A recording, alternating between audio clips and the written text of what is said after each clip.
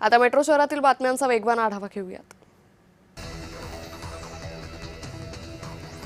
मुंबईत पवई परिसरात 12 फुटांचा अजगर आढळला। सर्पमित्रांनी घटनास्थळी धाव घेत अजगराला कोणतीही इजा न करता सुरक्षितपणे पकडलं। वन विभागाच्या सूचनेनुसार नैसर्गिक अधिवासात सोडण्यात आलं। मिरजेत म्युझिक हेरिटेज पार्क उभारणीसाठी आराखडा तयार करा। मंत्री ॲडव्होकेट आशिष शेलार यांनी निर्देश दिलेत। सर्व संबंधित विभागांनी समन्वयाने कार्य करण्याचं मंत्री शेलारांनी आवाहन केलं।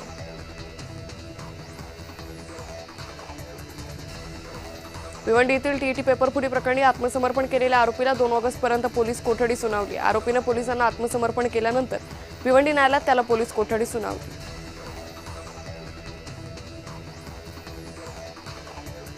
शालार्थ आयडी घोटाळ्यातील आरोपी संजय गरुडला 3 ऑगस्टपर्यंत पोलीस कोठडी सुनावली आहे। नाशिक पोलिसांनी गरुडला काल सोलापूरमधून अटक केली होती।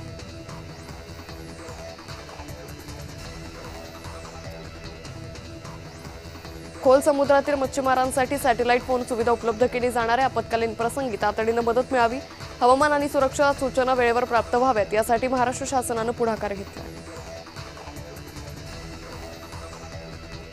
नाशिक जिल्ह्यात भूकंपाचे सौम्य धक्के जाणवल्याची नोंद झाली आहे। दिंडोरी सुरगाणा पेठ परिसरातील नागरिक भीतीच्या छायेत आहे। मात्र नागरिकांनी सोशल मीडियावरील अफवांवर विश्वास ठेवू नये असं आवाहन केलं आहे। मुकेश देशमाने या विद्यार्थ्यानं स्वतःच्या हस्ते लाकडापासून तयार केलेली नेमप्लेट मुख्यमंत्री फडणवीसांना भेट दिली। सुंदर कलाकृतीसाठी मुख्यमंत्री फडणवीसांनी विद्यार्थ्यांचं कौतुक करत आभार मानले।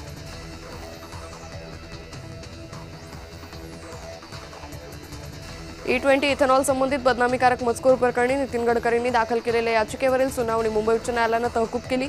या पुढील प्रकरणाची सुनावणी 5 ऑगस्ट रोजी होणार आहे।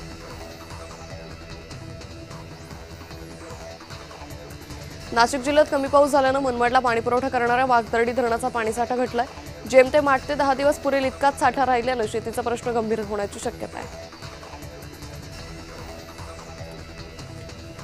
उधार का उजाला या प्रज्ञा जांभेकर यांच्या हिंदी कविता संग्रहाचं प्रकाशन होणार आहे। विनय हर्डीकर यांच्या अध्यक्षतेखाली मुंबईत रवींद्र नाट्य मंदिराच्या मिनी थिएटरमध्ये हा सोहळा आयोजित केला आहे।